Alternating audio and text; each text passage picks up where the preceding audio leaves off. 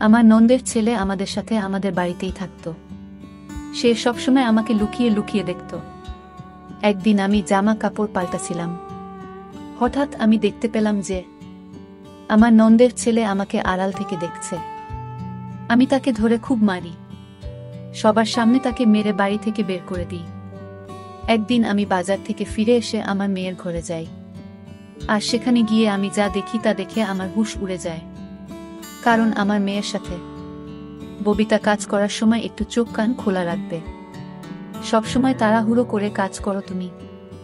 আমার শাশুড়ির গলার আওয়াজ শুনে আমি তাড়াতাড়ি কড়াইয়ের তেলে পেঁয়াজ ঢেলে বাইরে বেরিয়ে আসি। কে জানে আমি আবার কি ভুল করে ফেলেছি।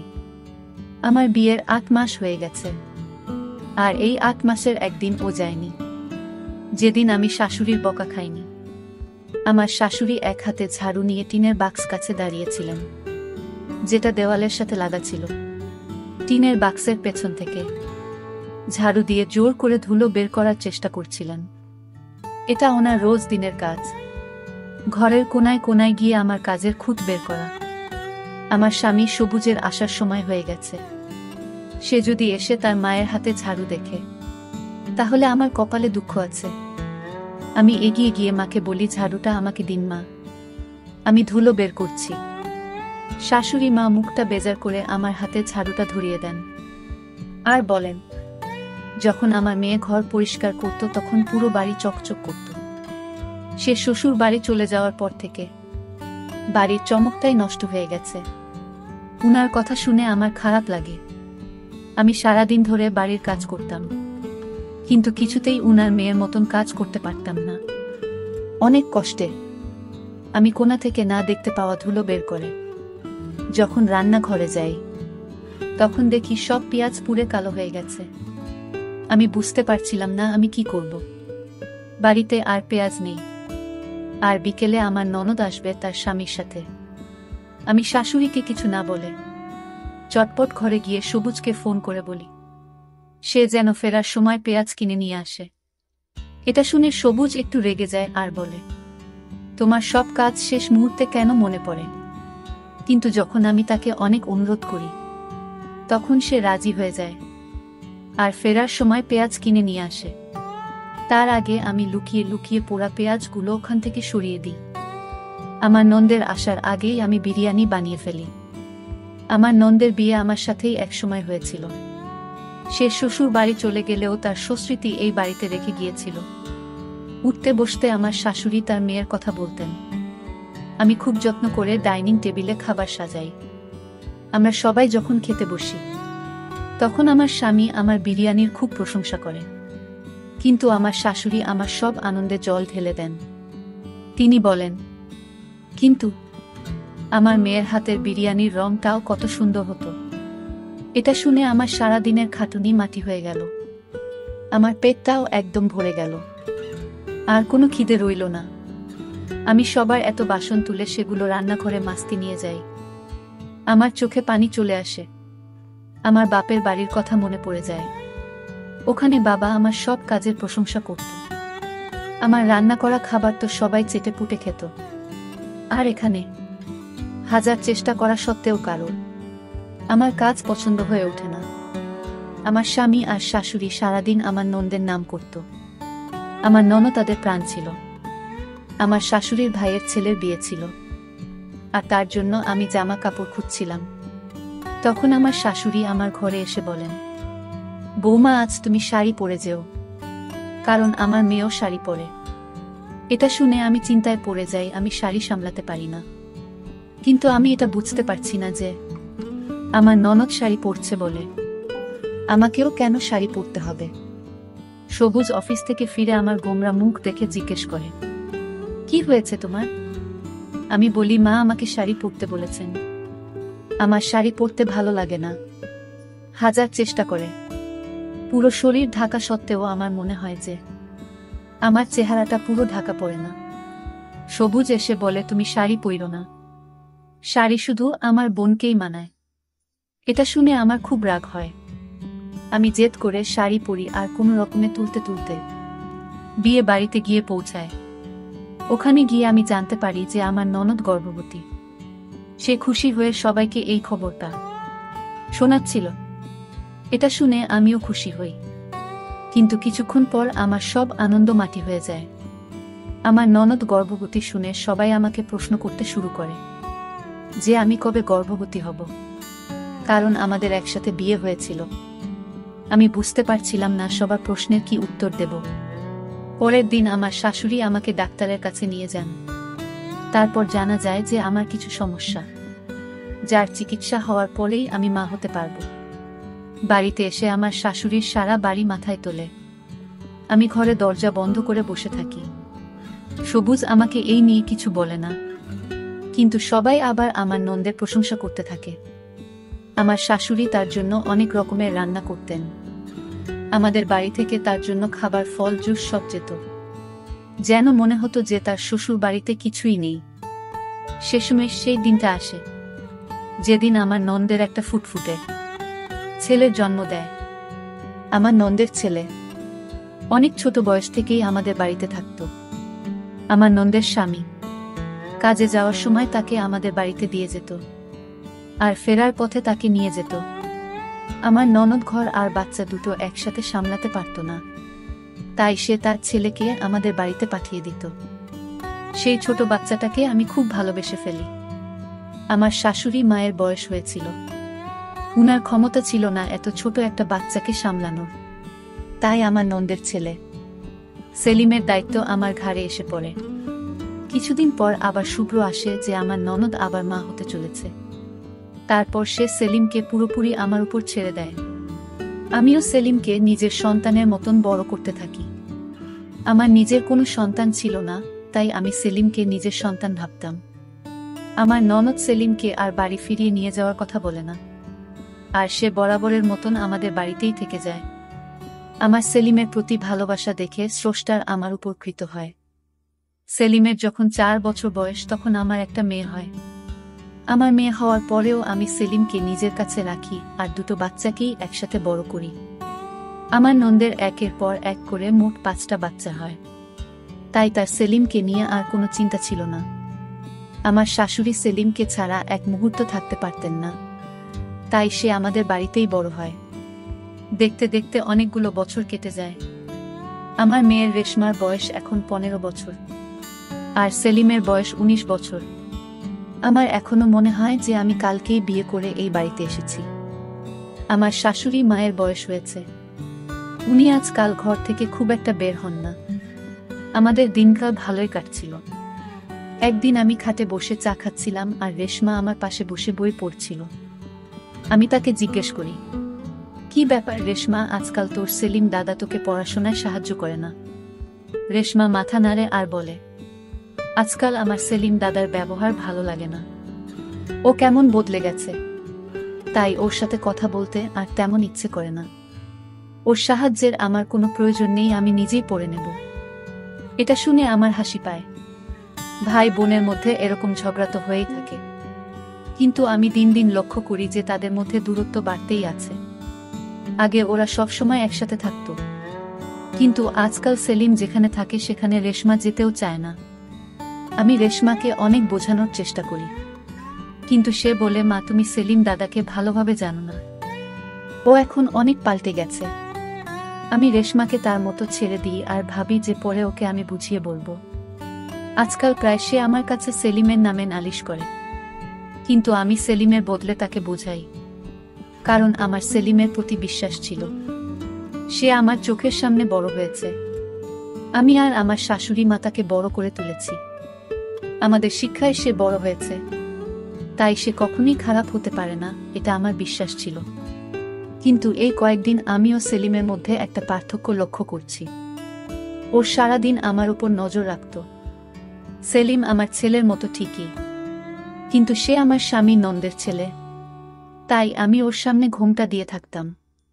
ও যখন কলেজ থেকে ফিরত তখন রান্নাঘরের বাইরে বসে আমাকে কাজ করতে দেখত। ওর নজরটা আমার ভালো লাগে না।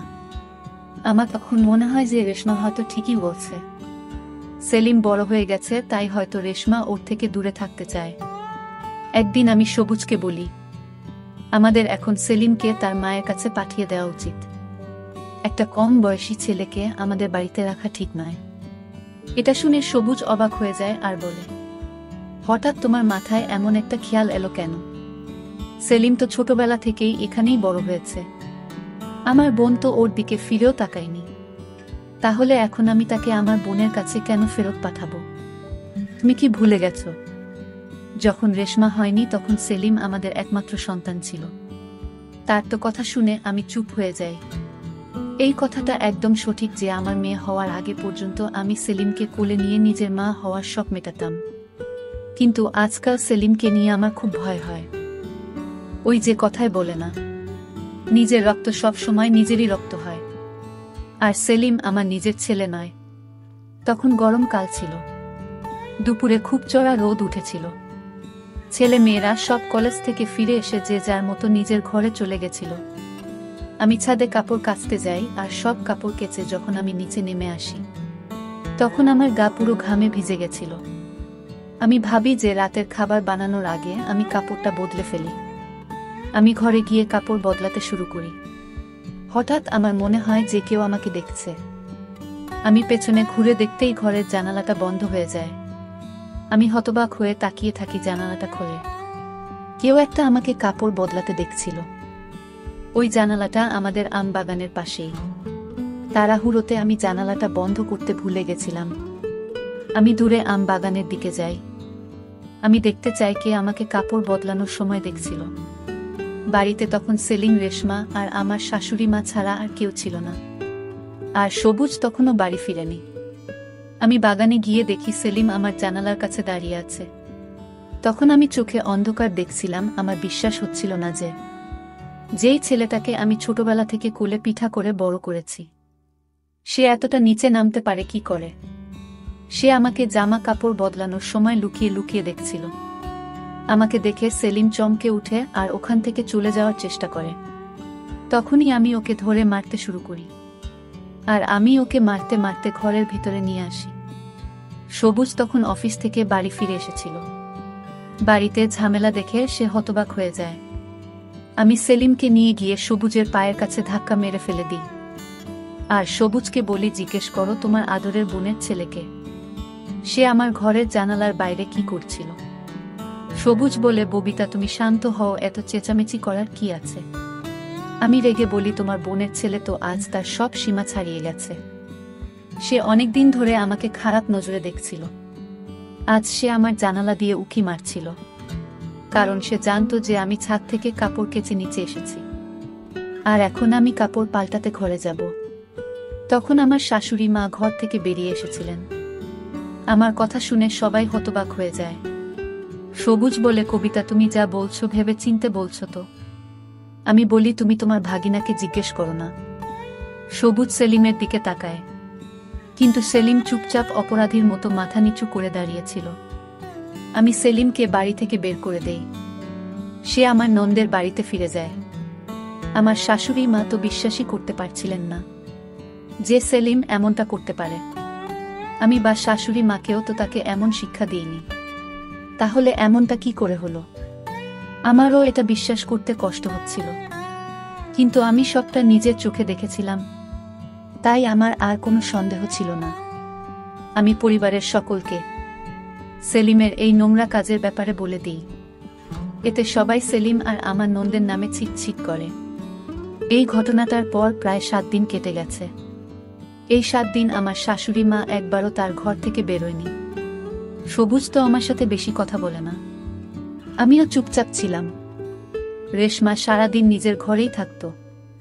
আমার তো এখন ভয় হতে থাকে যে যদি সেলিম রেশমার সাথে খারাপ কিছু করত, তখন আমরা লোকের কাছে কি করে মুখ দেখাতাম। সেলিমে যাওয়ার পর আমি বুঝতে পারি যে সেলিম বাড়ির অনেক ছোটখাটো কাজ করে দিত। ও চলে যাওয়ার পর সেই সব কাজ আমার ঘাড়ে এসে পড়ে। আমাকে রোজ বাজারে যেতে হতো। সবুজ সারাদিন অফিসে থাকত আর সে অনেক বেলা করে ফিরত, তাই কিছু কেনার দরকার হলে আমাকে বাজারে যেতে হতো। একদিন দুপুরে খুব চড়া রোদে আমাকে বাজারে যেতে হয়। আমি কয়েকটা কেনাকাটা করে তাড়াতাড়ি বাড়ি ফিরে আসি। বাড়ি এসে আমি প্রথমে রেশমার ঘরে গিয়ে তার পছন্দের কেকটা দিয়ে আসি। সেই ঘরে পড়াশোনা করছিল। আমি তার জন্য তার পছন্দের কেকের দোকান থেকে কেক আর চকলেট কিনে এনেছি। রেশমা তখন তার ঘরে লেখাপড়া করছিল। তারপর যে আমি রেশমার ঘরে গিয়ে দরজাটা খুলি, অমনি আমার আত্মা কেঁপে উঠে। আমার মেয়ে একটা ছেলের সাথে বিছানায় শুয়েছিল। রেশমা হয়তো ভেবেছিল আমার বাজার থেকে ফিরতে দেরি হবে। তখন আমাকে দেখে তার চেহারার রং পাল্টে যায়। তার পাশে শুয়ে থাকা ছেলেটা দ্রুত করে ওঠে, ঘরের জানালা দিয়ে পালিয়ে যায়। আমি তার পিছু নিয়ে আম বাগানে যাই, কিন্তু সে পেছনে দরজা দিয়ে পালিয়ে যায়। সে এত তাড়াতাড়ি পালায় যেন মনে হয় এটা তার প্রতিদিনের অভ্যাস। আমি হতাশ হয়ে বাগানে বসে পড়ি। রেশমা আমার জন্য জল নিয়ে আসে, কিন্তু আমি জলের গ্লাসটা মাটিতে ফেলে ভেঙে ফেলি। আমি রেশমার চুলের মুঠি ধরে বলি, সত্যি করে বল, এসব কতদিন ধরে চলছে? ওই ছেলেটা কে ছিল যে দুপুর বেলা তোর ঘরে ঢুকেছিল? রেশমা ভয়ে কেঁদে ফেলে, কিন্তু আমি বলি, আজ আমার হাত থেকে তুমি কিছুতেই বাঁচতে পারবে না। রেশমা কাঁদতে কাঁদতে বলে, এই ছেলেটা আমার সাথে কলেজে পড়ে। আমি ওকে খুব পছন্দ করি, কিন্তু সেলিমের ওকে পছন্দ ছিল না।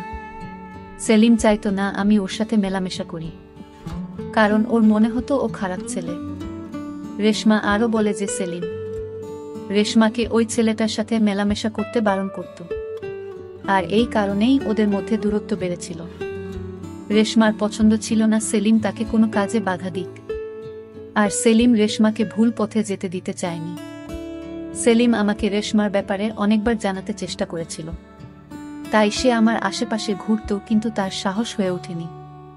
এই কথাটা আমাকে মুখ ফুটে বলায় রেশমা সেলিমের বিরুদ্ধে আমার কান ভাঙাত, ওর নামে খারাপ কথা বলতো। তাই আমি সেলিমের নজরের খারাপ অর্থ বের করেছিলাম, কিন্তু সেলিম আসলে আমাকে রেশমার ব্যাপারে বলতে চেয়েছিল। সেদিনও যখন আমি জামা কাপড় পাল্টাছিলাম, তখন ওই ছেলেটা রেশমার সাথে দেখা করে বাগানের পিছনে দরজা দিয়ে পালাচ্ছিল। তার নজর যখন আমার জানালার দিকে পড়ে, তখন সে সেখানে এসে আমার ঘরের জানালা দিয়ে উঁকি মারে। সে লুকিয়ে লুকিয়ে আমাকে দেখছিল। আমি যখন বাগানে গিয়ে পৌঁছাই, তখন ওই ছেলেটা পেছনে দরজা দিয়ে পালিয়ে গেছিল। সেলিম বুঝতে পেরেছিল যে সে বাগানে আছে, তাই সে তাকে ধরার জন্য বাগানে গেছিল। আমি যখন বাগানে যাই, তখন আমি সেখানে সেলিমকে দেখতে পাই, আর আমার মনে হয় যে সেলিম আমার ঘরের জানালা দিয়ে উঁকি মারছিল। কিন্তু আসলে সেটা সেলিম ছিল না, সেটা ছিল রেশমার প্রেমিক সবুজ। আর আমার শাশুড়ি মা যখন সেলিমকে প্রশ্ন করে, তখন সে কোনো কথা বলে না, কারণ সে রেশমার সম্মান বাঁচাতে চেয়েছিল। এটা যদি জানাজানি হতো যে রেশমা তা নিজের বাড়িতে তার প্রেমিকের সাথে দেখা করে, তাহলে সবাই ছিছি করত। আমার শাশুড়ি মা সবাইকে বলে বেড়াতো যে আমি আমার মেয়েকে শিক্ষা দিতে পারিনি। সেলিম চায়নি আমার দিকে কেউ আঙুল তুলুক, তাই সে সব দোষ নিজের ঘাড়ে নিয়ে নিয়েছিল। রেশমার সবটা জেনেও চুপ করেছিল, সে কাউকে সত্যিটা বলেনি। রেশমার কথা শুনে আমার হুঁশ উড়ে যায়। আমি না জেনে অনেক বড় ভুল করে ফেলেছি। আমি যাকে দোষী ভেবেছিলাম, সে আসলে আমার বাড়ির সম্মানের কথা ভেবে এত কিছু সহ্য করেছে। আমাকে এখন যে করেই হোক ভুলটা শুধরে নিতে হবে। আমি তখনই আমার ননদের বাড়িতে চলে যাই। সেখানে গিয়ে সেলিমের কাছে হাত জোর করে ক্ষমা চাই। সেলিম আমাকে জড়িয়ে ধরে বলে, মামি, তোমার ক্ষমা চাওয়ার কোনো প্রয়োজন নেই। আমি তোমাকে খুব ভালোবাসি, তোমার জন্য আমি সবকিছু করতে পারি। আজ সেলিম প্রমাণ করে দিল যে ভালোবাসার সম্পর্ক রক্তের সম্পর্কের থেকে অনেক বড় হয়। আমি বাড়ি ফিরে সবুজ আর আমার শাশুড়ি মাকে সবটা খুলে বলি। আমি সেলিমের সাথে অন্যায় করেছি, তাই তারা আমাকে যে শাস্তি দেবে আমি মাথা পেতে নেব, কিন্তু সবাই আমাকে ক্ষমা করে দেয়। এখন আমাকে আর সবুজকে রেশমার ভুল পথে যাওয়া থেকে আটকাতে হবে, নইলে হয়তো সামনে অপমান আর বড় কোনো বিপদের আশঙ্কা হতে পারে। তো বন্ধুরা, আজকে এই পর্যন্তই। গল্পটি ভালো লাগলে লাইক, কমেন্ট, সাবস্ক্রাইব করে সাথেই থাকুন।